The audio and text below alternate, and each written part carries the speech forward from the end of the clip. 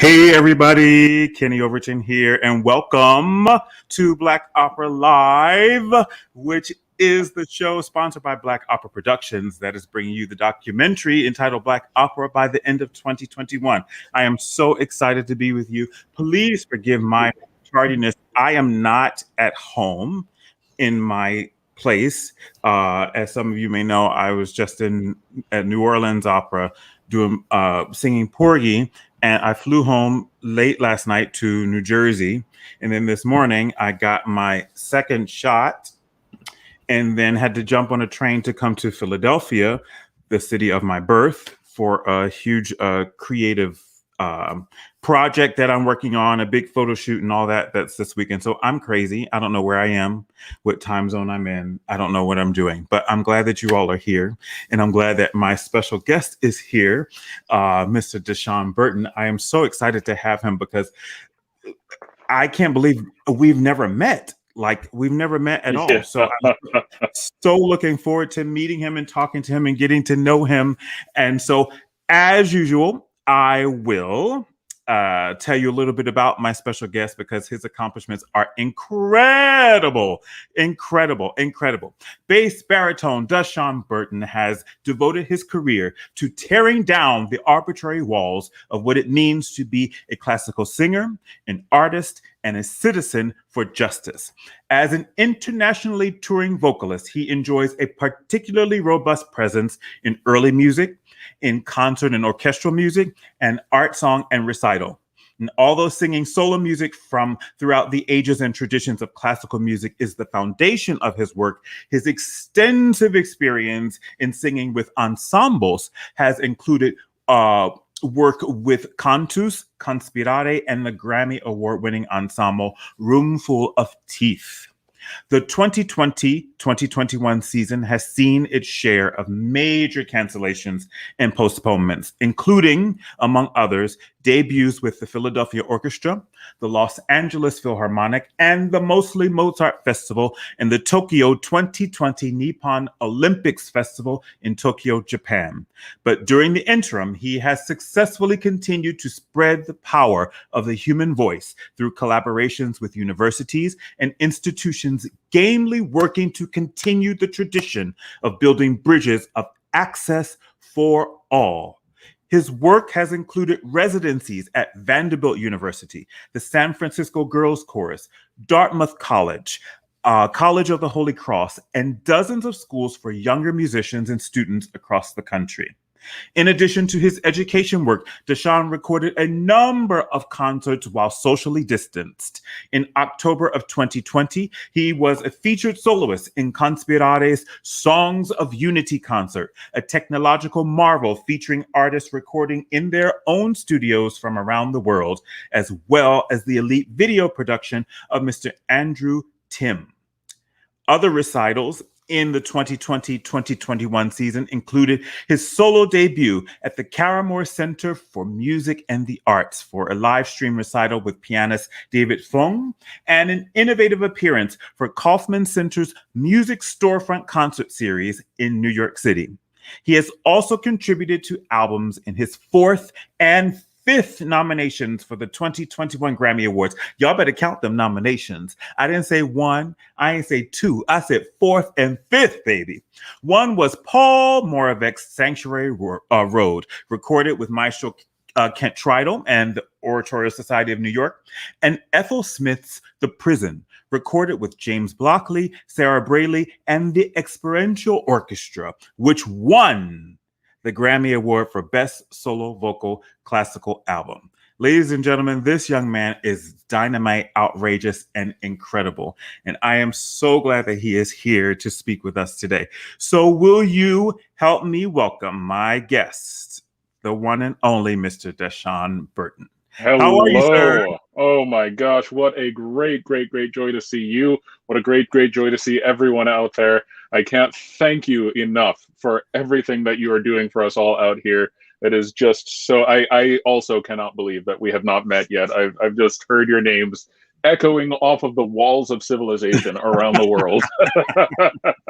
It's so funny because you are one of the people, I swear to you, every time your name comes up in conversation, it's nothing but love and respect and Oh, admiration. Oh oh, my God, he's so wonderful. Oh, he's such a great singer. Oh, he's such a wonderful artist. Oh, he's such a oh great dear. human being. Oh, he's like, it goes on and on and on. Mm, It's just incredible, incredible. that's very, So very sweet. Thank you.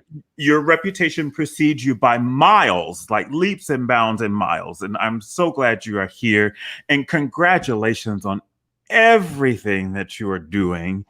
And most recently, your Grammy win, which we'll talk about later on.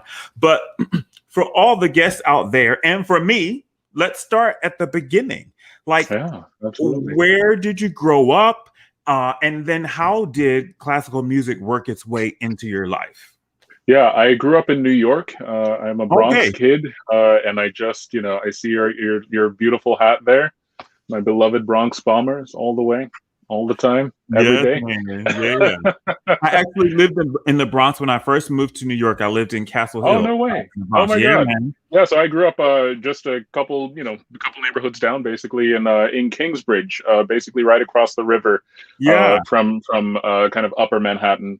And I just did a lot of stuff that kids do just when I was in the Bronx. It wasn't until I was in Pennsylvania. My family moved to Williamsport, Pennsylvania, for when I was in high school, and that's when I Okay. started to find that music and stuff like that was free. I mean, it was available certainly in New York, but I couldn't afford it. My family couldn't afford it. So when I went to Pennsylvania, that's when it was kind of just free extracurricular sort of activity for everyone. And Yeah. so I did a lot of music. I learned how to read music. I was in the choir. I was in the band. I was even in the orchestra for a little bit. Would you I was play? in. I played viola for a very fated 6 months. It was not the best 6 months of my life or that viola's life, but I'm still really grateful for that opportunity, to have played in one orchestral concert. But yeah, I just wanted to sort of explore what it was like with all of my friends and just to see, what being a musician was like. I loved it, and so it was always from the beginning just a way to connect with friends and with people in the audience and with community members, and that's still what it is to me today. Yeah. So yeah, it was about high school when I started, getting the taste for chorus and for singing, and when I had a lot of teachers who said, "Hey, this might be something that you want to go to college for." So that was that, and off I went. Yeah. Amazing. So do you come from a musical family? Not a professional musical family. No, Hmm. we loved music. We listened to more Al Green and Anita Baker than my soul will ever be grateful for. In my entire life, Listen. I cannot listen to enough soul music from the 70s, 80s, R&B from the 80s, 90s. Just really, that was kind of my bread and butter. So we listened to a lot of that. My dad listened to a lot of jazz. I remember listening to that in high school as well, and always forgetting to turn down the music. I would crank it super loud, put my headphones on, and I walk away and just go and do homework or whatever. And then when he'd Wow. unplug the headphones and press play, it was just super crazy loud. I always got in trouble, but I just loved I loved listening to music. Yeah, kind of around that time, even before I was a professional musician of any kind. Yeah.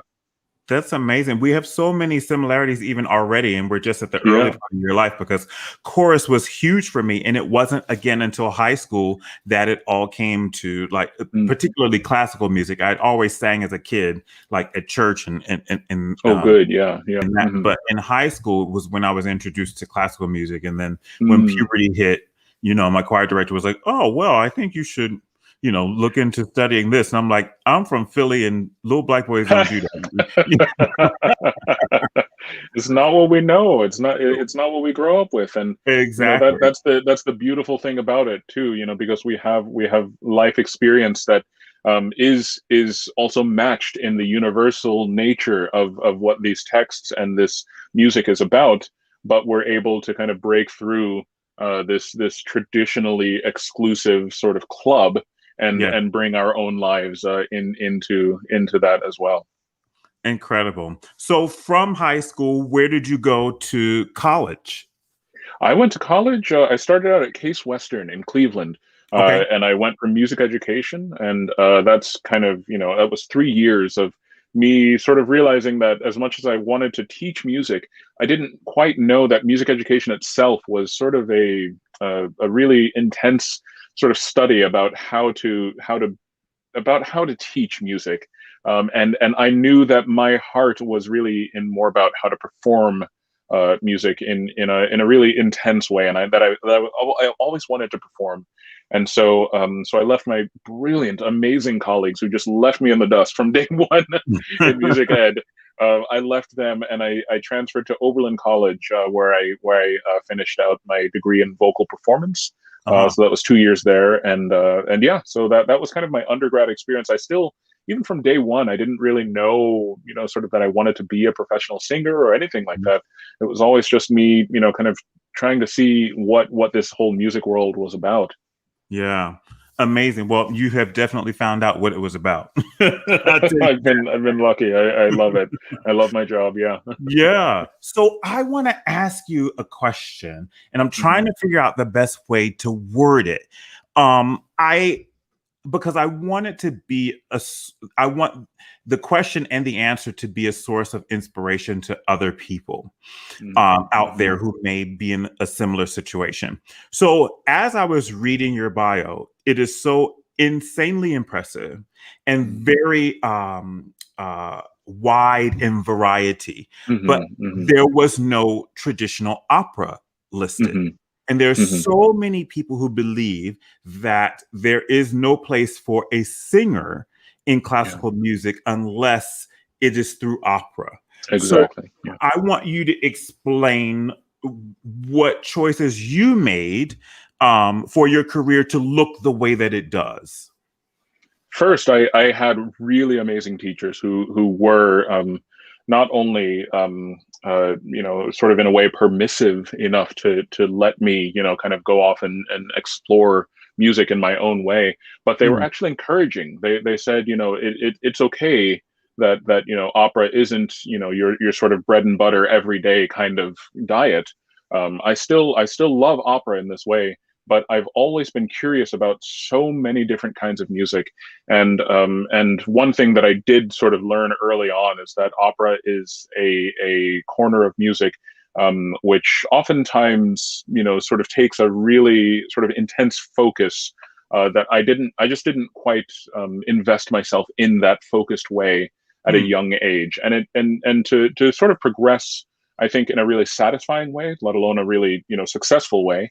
You kind of have to have that focus from early on, that sort of clarity of purpose, that drive, to really kind of be on the train of opera, which moves on a really amazing and historical and traditional track. And there are people that I know who are working incredibly hard to preserve that tradition, and to make sure that that everything that comes with that tradition, in terms of the incredible physical power that you have to really perform opera in a satisfying way. I know they're also making that accessible. And so I know that was something that I didn't even sort of know how to explore when I was in college, especially almost 20 years ago now, or whatever it is. I didn't know in a way what I was doing, and certainly back then there wasn't much time to kind of figure out kind of what I was doing. And so I kind of gravitated toward other kinds of music, and so I still had sort of a voice that could be placed within the classical realm. And so it was a lot of art song for me from my very first teacher, George Vassos at CIM. He really emphasized the importance of still finding that communication and that connection with the audience, and in that operatic tradition, finding sort of how to take the music off of the page. And so that's something that I've loved, really from day one. I just haven't had the sort of traditional training in the same way. Listen, I think we're brothers, because you're speaking my language. Like this, that communication is so important. The text is so important. And absolutely. But a friend and colleague, Patrick McCoy, wrote in the Oh comments, yeah. I love how he represents us in the early Oh, music Patrick. arena. So can you talk to us about your love for early music? Because even within opera, early music sort of gets the short end of the stick. But Sure. it's more sort of celebrated on the concert stage. So can you talk to us about that? It can be. Absolutely. And the thing that I love about our field is that, sort of even though even though it does feel like, there are these sort of umbrellas that kind of arc over us culturally, in terms of early music versus new music, or opera versus concert, or something like that. Really, when you're in the same room, when you're in the presence of an artist that you admire, and when they're able to reach you in your heart, it all goes out the window. That's always what I'm after, and that's what I loved about early music when I first started listening to it. It was at Case Western. They have a really amazing early music department, and all of this research that goes into it, and all of the sort of study of how to, again, take the music from the scholarship sort of being in the libraries, being on these manuscripts, to the actual modern day presence of these people, 4, 5, 6,000 years ago, whatever, 600, sorry, and then 1,000 years ago, or whatever it was. They had the same issues that we feel. They fell in love in the same way that we do. They had the same problems in life that we do, and they had the same questions that we do. So it's finding those universal moments that really attracted me to early music in a beautiful way. You have the music that is written for specific rooms, or for specific voices, or for specific instruments, and then you recreate that entire magical experience hundreds and hundreds of years later. Amazing.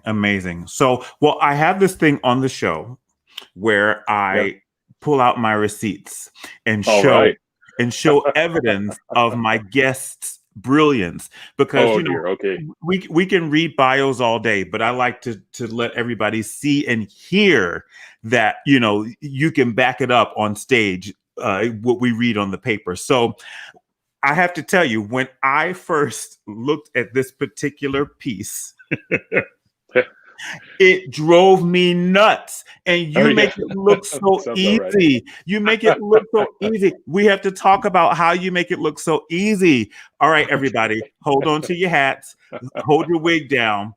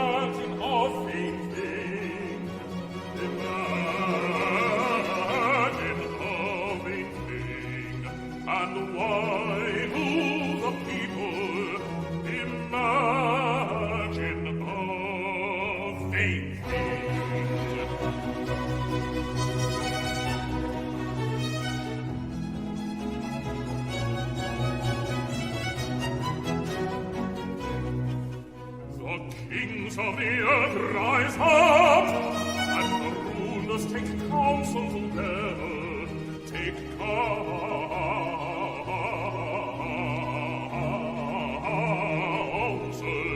together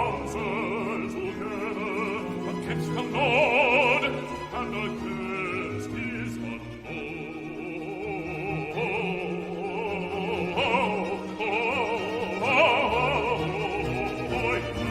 against the Lord and his anointed.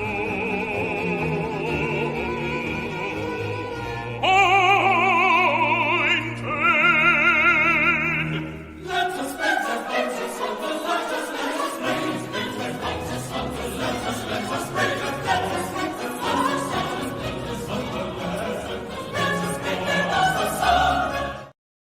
Listen, sir, I mean, for real, like, and correct me if I'm wrong, there's no score in that folder you were holding.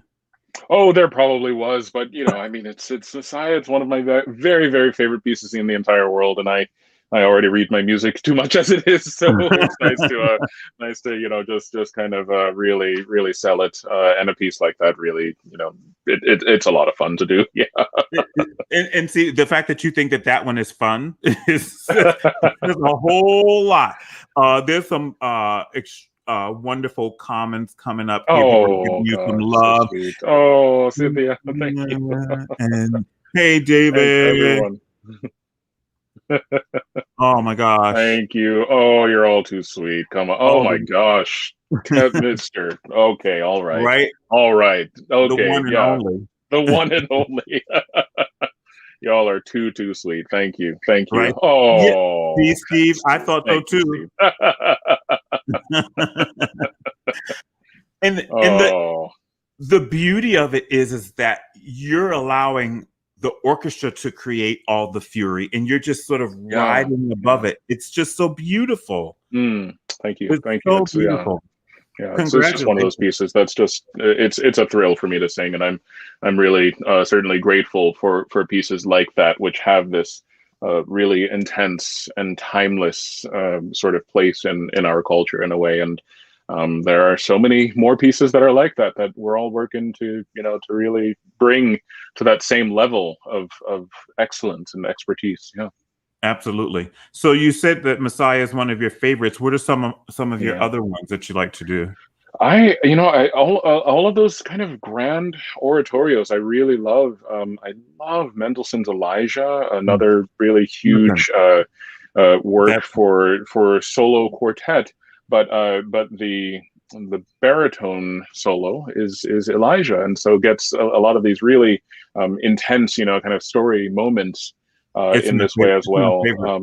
I will never turn down an opportunity to sing Beethoven 9, which is another really great concert work, and another huge sort of moment, a storied moment in music history when all of a sudden, you have this huge, almost hour-long, kind of orchestral interlude, basically, to the baritone solo, which is then done a cappella. And it's just, it's one of the most thrilling moments in all of music.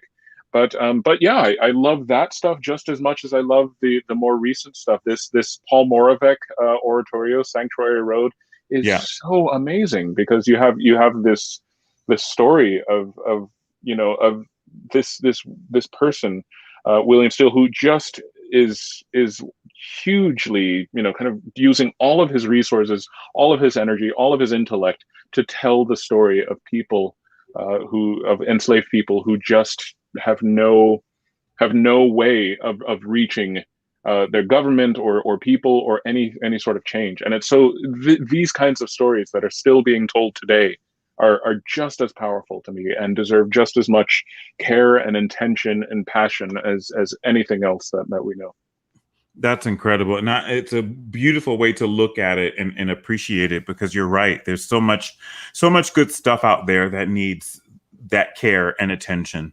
So I look forward to hearing the Sanctuary Road very soon. I have have the recording Oh, of it. good. Yeah. So looking forward to it. So looking, and I'm sure this is why we probably haven't met, because we're usually doing the same things in two different places. Exactly.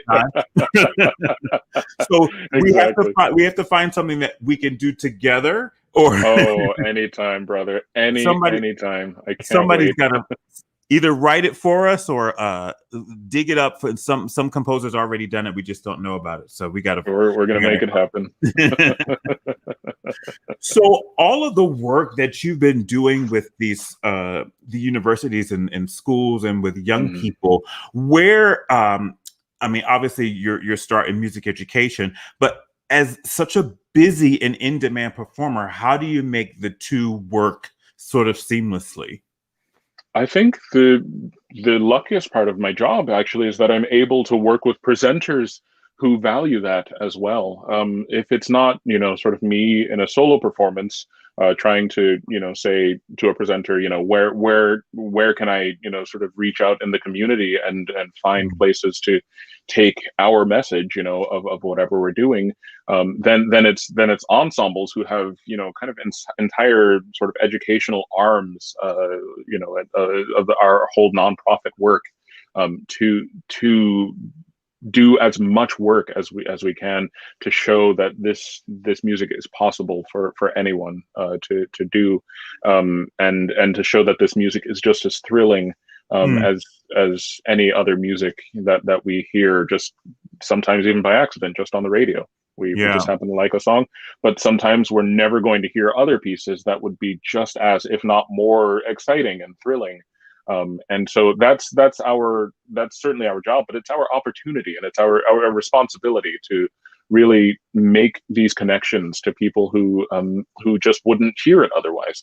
And Right. so I'm really lucky to work with people who also value that and create opportunities for this kind of collaboration in schools. Yeah, it's incredible. And thank you for doing that. It's so important. I say this all the time on the show and in my own life is that we've got to get to our kids and we've got to get to them sooner. We've got to make the arts and music and classical music something that doesn't seem like it's out of the realm of possibility for them, or that it's something that it's elite and unapproachable. And so you being a face and voice of that is so incredibly powerful. And I'm glad that these presenters see the worth in that. It's incredible. Absolutely. I think we're all doing so much good work, and just like, sort of before, the idea that, that it really does feel one way, it feels like we're always kind of, hitting this uphill sort of battle, to really bring our music to people. I think there's a lot of really great response out there from people who really are more moved than we'll ever know. I know I was moved, the first few times I heard classical music, or the first time I saw live theater. Whoever those people are, I don't know, but they don't know how they affected my life. Every one of us, every single musician, and I would say every person, has the opportunity to reach people in a way that we will never ever know, but could really pay off for someone. So we always have to be doing it. Absolutely. I remember as a kid, we would take our brown bag lunches and go to the Academy of Music and here in Philadelphia and watch Riccardo Muti rehearse the Philadelphia Orchestra. Oh my gosh. Just watch it. And, as a 14, 15-year-old, I'm like, okay. But looking back on it, I'm like, oh my God, do you realize what you were exposed to? We all kind of have that wake up moment at some point in our lives, and we're all of a sudden very, very grateful for all of our teachers and all of the people that we made life a living hell for all of those years. But all of a sudden, it just kind of synthesizes into something that's really meaningful. So I think we all can do that. Absolutely. So let me talk to you about these awards you've earned, and for two beautifully very different things and projects. What is it that speaks to you that says, yes, I think this is important. Yes, I want to do this. And what then does it feel like to be rewarded in such a way for that work? I've just been so lucky. I think pieces like this just deserve to be heard. First of all, they deserve this kind of attention. I'm really always grateful, to all of these people, for giving them a platform to really take off. And I think it isn't just sort of as people kind of joke and they say it's just an honor to be nominated, and they kind of talk out of both sides of their mouth, or Right. they're sort of angry in some way or whatever, Right. because it's not even that. It truly is an honor to stand in the presence of other people who have been just as passionate and just as infused with the spirit of why we do this every morning, why we wake up every morning and do this, and why we fill our days, with absolute nonsense just to get one chance to really make a special moment. And so both of the CDs from this year, the Sanctuary Road, again, the story of William Still, and just the abolition movement, and the prison, the Ethel Smythe piece, they both speak again to times that we're still experiencing. And so to have music that is really so powerfully imbued with a message that needs to be certainly within our corner of music, if not all of music, if not all of the arts, if not all of the world. We're very, very lucky to have any moment to just let that piece just really take off and be in the world in an even stronger way. So that I'm certainly very, very grateful for these awards. But the only important thing is that these pieces just get their due and really are able to be out in the community, and to just again show people this is possible. This is really the important part is to get the music out there. Yeah, incredible. And so I want to ask you too about artist activist advocacy, because your work speaks to that. When I read your bio, it's sort of right up at the top about who you are and what you want to do with your music, that again takes it off of the page and into the world in such a special way. And because the times that we are in, what is the level of importance you put on being an artist and an advocate and an activist? They're all the same thing. I really, there is no art without life. There is no art without story. There is no art without without breaking through the tribulation that we have all broken through in so many ways. Of course, every time you break through another wall, there is another wall behind it. So the work will never ever be done. But the fact that we wake up every day to do the work in however powerful of a way we can is really that's the crux of the entire thing. So they're all the same for me, because they just don't exist without each other. Life is too precious and too fleeting to give up the opportunity to represent something artistically.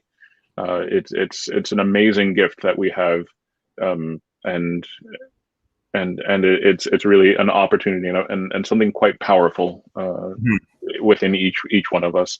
I just can't help it. There's nothing else that I want to do. Yeah, incredible. And I tell people all the time, when you have that feeling that there is nothing else that you want to do, you're doing the right thing. I've been so lucky in that. So lucky in that. And it's so true. It really is. Yeah. Now the work that you've done with ensembles is also really impressive, but there's an unfortunate stigma that if you're a soloist, then why would you sing with an ensemble? And you dispel that all the time, very clearly, very triumphantly. What is it for you about making music with an ensemble that is so important to you? Goes right back to the beginning. It's what I've loved doing since day one of music. It's really just getting to sing with friends and make music. For people who really love this connection. I think the sort of life of a solo artist, can be a very different way of making music. Of course, you want to really sort of be in charge of your entire artistic product and output, but there's great beauty in the vulnerability of performing with others, singing with others, really supporting others with your own voice, really being supported and leaning into others, in their voices.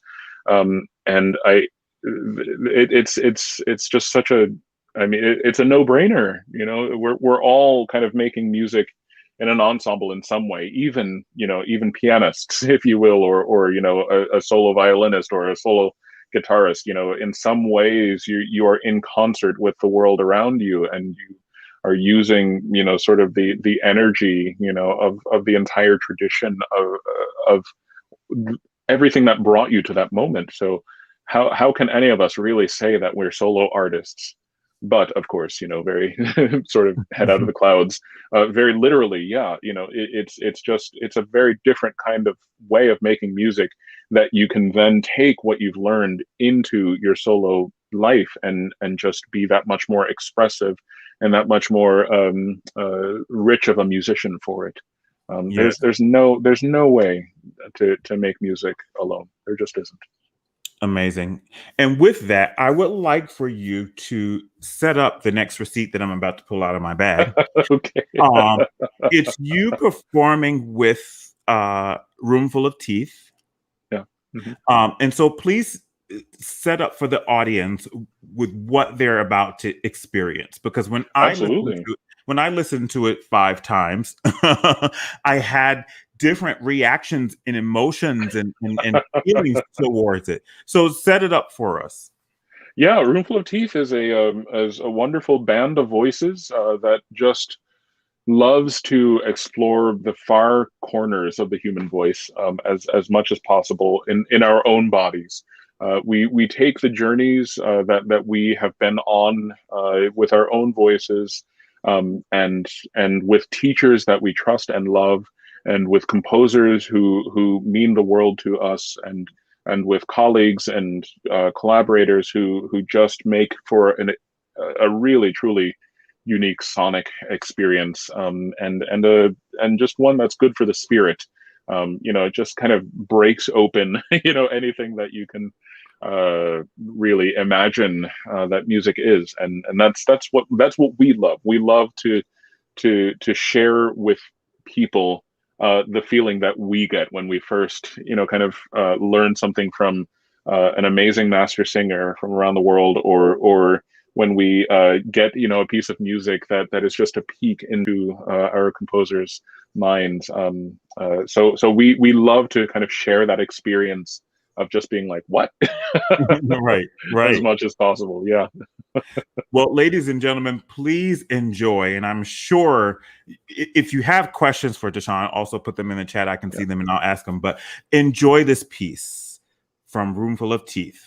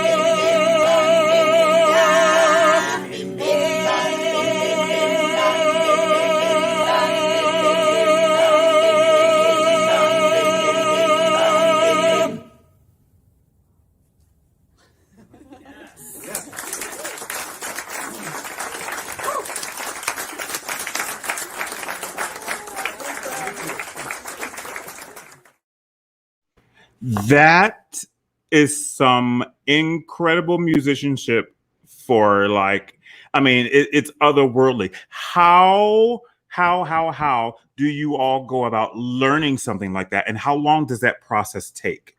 It depends. We try to, kind of work with our composers as they're writing it as well, as much as we can, because that's the joy of being in Roomful of Teeth, is that we commission everything. We really have a close relationship with our composers. There are very few times in which we don't have an opportunity to have a say, in something with the composer, because they're writing for our voices individually.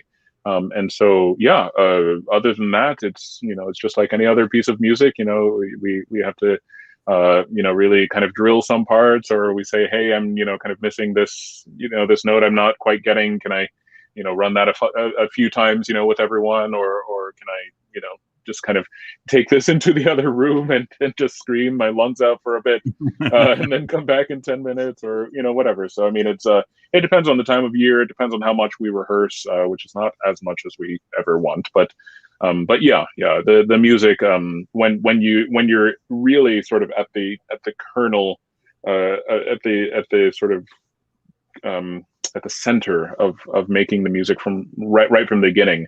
It tends to kind of unfold with your learning process a little more. Yeah, it's incredible. That I listen to them, I'm like, okay, that would take me a long time. Like, You got it. is it notated on paper, or Yeah.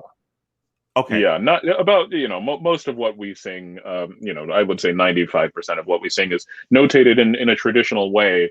And then, maybe 3%, is us kind of saying, hey, you can do that, or, try this. And we sort of write something down in words on the score. And then maybe 2%, 1%, tiny little percent, is just like some little squiggle that someone invents to, sort of Right. come up with a way of representing something. But most of it, it's notes and pitches, just like anything else. Yeah. So how long has the ensemble been in existence? Yeah, we've been around for 11 years, I think, 11, 12 years, something like that. Wow. Yeah, so we're feeling, we're getting up there in age, and it feels nice to, to just sort of be settled, into a groove of finding new ways, to really excite our own hearts and our own sort of voices, Mhm. and new ways to really kind of share our platform Yeah. with the people that we treasure, and really to amplify the voices that mean the most to us Yeah. in music. So we're looking into collaborations as much as we can, and we're looking into just new projects as much as we can. We just love to invent and create as much as possible. It's a beautiful thing. A Thanks. beautiful thing. Thank you. So for the all the singers out there and other performers as well, for your um the broader look at your schedule, let's say, Mhm. Yeah. do you have a team that brings you things and offers, and then you say, well, I want to do this, but can I squeeze this in with Roomful of Teeth, or can I squeeze this in with that? Like, how do you make it all work so that Dashon is fed in the way Yeah. that he needs to Yeah. be? I've probably been a little bit crazy, and just sort of taking every single possible thing that I can. But that's really a holdover from when it was necessary. I just like every musician, who's had to sort of take gigs from day one to literally, survive. You have a really hard time saying no. Mhm. But it is something that you learn just by necessity of, sort of at some point you're going to get tired. At some point you might exhaust yourself. At some point you might even get sick, and you can't do your job, and so you have to say no to everything. So there is that moment where you really have to lock into something, and really stay focused in a way that, yeah, that it's difficult, I think, for people who grew up, just saying yes to everything and doing too many things at once. But I've worked with a wonderful agency for several years now, and we have a great staff at Roomful of Teeth as well. Small, I mean, just kind of a few people who just Mhm. make the entire universe go round in terms of their organizational skills and everything. And then it's, yeah, being in touch personally with with administrators of different ensembles, of different solo projects, of different projects that I've been doing, for a really long time. Mhm. So it's that sort of stuff that, yeah, you kind of have to keep balanced. Yeah. So speaking of keeping balance, what do you do in outside of music that feeds you, that replenishes Everything, you? Yeah. every single thing. When I'm not listening to Solange on repeat every Right? single day. I mean, this is kind of, this is a lesson to all of my young music friends out there. It's okay to love everything, but it's also okay to focus, and it's also okay to just slow down. Having said that, I really, I love everything. I love all kinds of music. I love all kinds of media, music, movies, books, just everything. I love, um, uh, I don't know. I love to get outside if I'm really, feeling Mhm. energetic, and climb the nearest mountain, or, the nearest tower. Nice, I love nice, to, nice, nice. Yeah, I'm really, yeah, I'm a tinkerer, so I love, computers and Oh, audio production and video stuff and photography, all sorts of things. Yeah, I love science. I've loved science ever since I was a kid. I actually wanted to be a physicist before I wanted to really? be a musician. Yeah, I loved astronomy and physics, and so I still read a lot about that. Basically, anything that keeps me away from practicing. I just I know that's right. yeah, I'm too in love with the world and with just kind of getting out and really just learning about as much as I can. And so Yeah, sometimes it does help to just say, okay, how can I focus that that passion into whatever my next project is. incredible, incredible. So let's talk about one of my favorite things, which is food. Yeah. Are you a breakfast, lunch, dinner, or dessert kind of person? Oh my gosh, if I could for health reasons have dessert for every meal, including dessert. Dessert, Right. dessert, dessert, and then dessert for dessert. I What are definitely some? would. I have the sweet tooth of a child. It is terrible. Um, Other than that, I'm actually, I just sort of regaled everyone about how much I love everything in the world. I'm actually not a foodie. I'm a very very boring eater. Otherwise, I just I'm like any kind of green smoothie, any kind of salad, Mhm. any kind of dessert to cut that all of the Right. nutrition that I got out of that, and that's about it. I really I wish I were. What is your favorite food? Ooh. What kind of stuff should we be? What sort of stuff will we have together when we're finally able to again? Oh, listen, when Where are you taking me, man? but I just got back from New Orleans for the first time. I'd never been there before, Oh and wow! the food is outrageous. So Oh, unbelievable! my palate is still singing with Yeah. Creole seasonings and stuff. So Oh, good for you. That's it's so good down there. I've only been a few times, but yeah, the food in so many places in the world is really really amazing. Yeah. yeah. And so speaking of the world, are there or is there a place where you've been performing before that you would just love to go back to because it was for whatever reason was amazing? I mean, the trip of my entire life will likely remain the trip of my entire life. It was my first time to Africa. I Oh, went to Cameroon in 2007 with Cantus, the group that I sang with. And it was I mean in so many ways like just returning home, but not just because of my own heart and spirit and mind being there for my whole mhm. life, but just because the sort of the culture there is so embracing and so welcoming and so generous. I've never met people so generous in my entire life. My Wow. apologies to all, to everyone that I've met who makes my career go, but they are all outsung by miles by the people that I met there. It was just a life changing trip, and I love travel. That's Mhm. really what I love the most.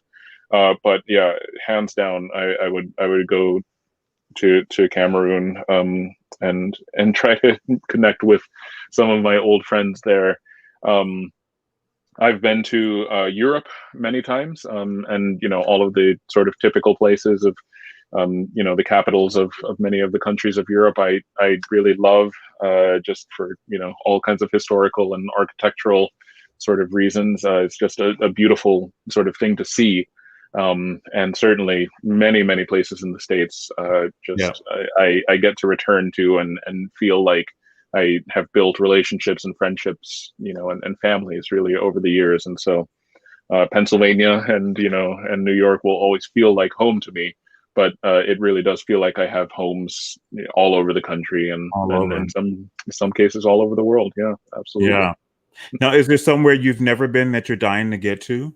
Yeah, I everyone tells me about Costa Rica. I Mm. really, oh my gosh. I mean, just for being outdoors. Although one of my friends who's been there a few times, got sort of a some kind of thing that bites you and then sort of burrows into your scalp, Oh my and so gosh. had to so that was something that I'm not. I do kind of want to be outside and see Right. all of the beauty. I don't know that I necessarily want to have anything, No. kind of burrow into me either, though. So, but yeah, there are many places. I still have never been to South America. That Mm. would really be a joy. I have just finally made it to Australia and to New Zealand, just before basically everything shut down.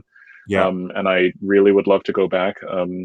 And I've never, yeah, if anyone knows how to get to Alaska, that isn't just walking to Alaska, do let me know, because I would Yeah. love to get up there too. Basically anywhere, that just has things. I spend a lot of time indoors. And Mhm. so I want to see, really, really beautiful things outside as much as possible.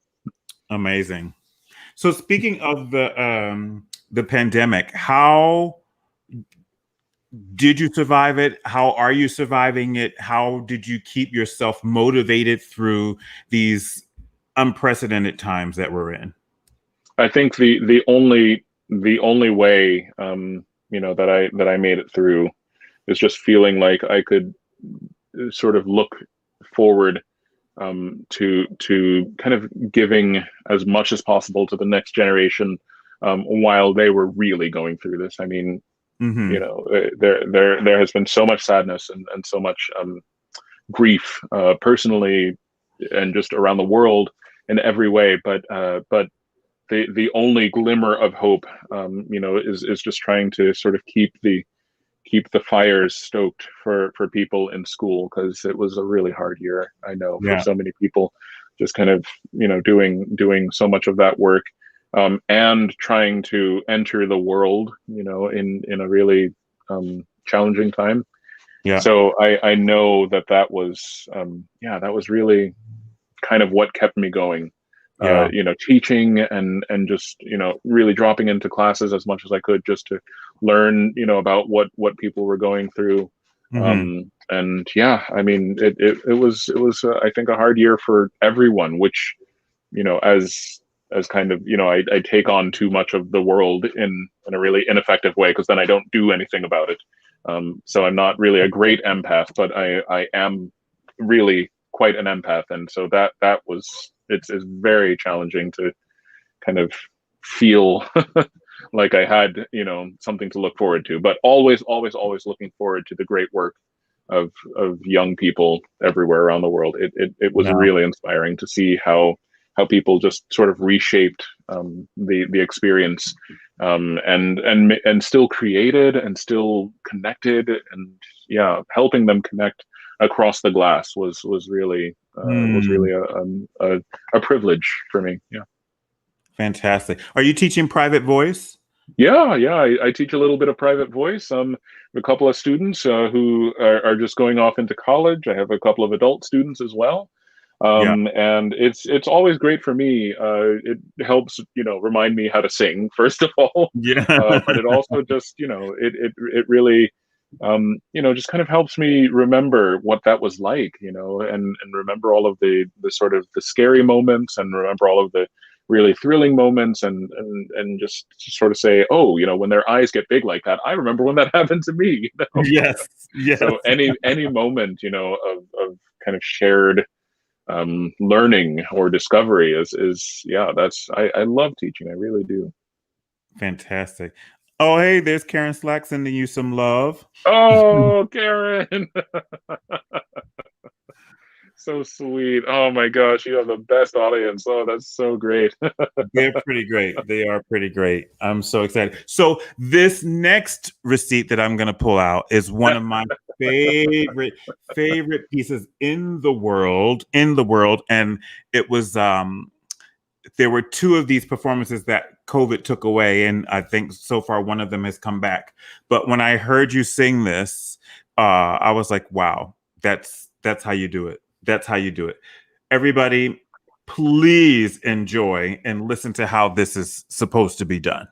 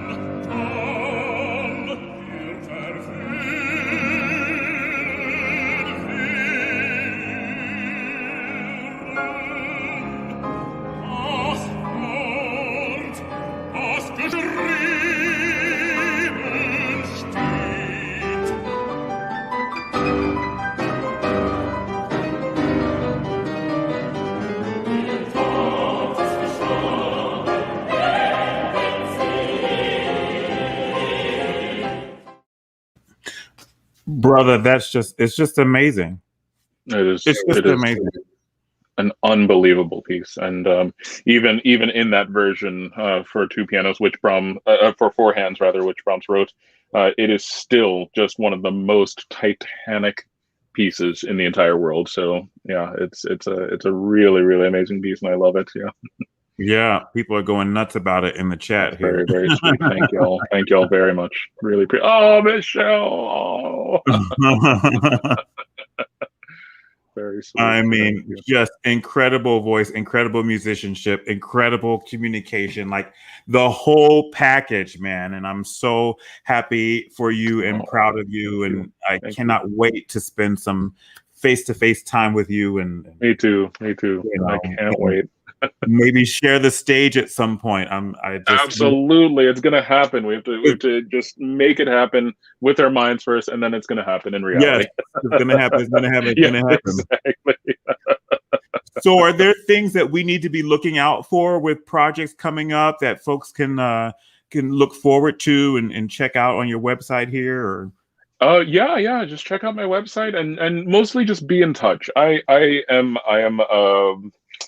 most interested in learning about people and in connecting with people and meeting them where they are and hopefully, you know, once you know the doors start opening again, you know, to kind of make music in front of people the way that we all really want to again. I know that we'll all be able to do that just ASAP. But yeah, it's going to be really a great thing to see everyone in the audience in person. So yeah, be in touch. Just, you know, check out my website and everything, and please, just always stay in touch. It'd be great to say hello to all of you. Fantastic. And Karen Slack we need a Slack Burton project. Yes. Back off, Karen. I'm first. Everyone, we're all going to do it at the same time. It's going to be great. I love it. So don't sign off when the show ends, because I want to say thank you. Thank you. But I'll be here. I'm so honored and happy that you came and spent this time with me. It's just been incredible. You are everything that everybody said that you were, all the marvelous things, and I'm looking forward to more. And everybody out there, the next show is not going to be on Monday. It's going to be on Sunday because of time zones and my guest and all of that. But my guest is I like to call her my Baroque opera bombshell. Janine DeBeek will be here. Yes.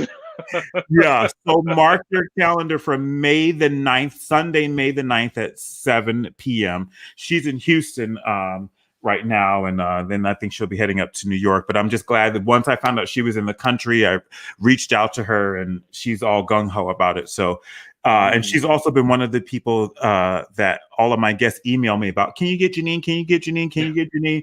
Well, we got Janine. She'll be here on Sunday. So lock it in. And everybody continue just to be safe and take care of yourselves and each other. God bless you and good night. Thanks again, Dashon. Thank you all so much.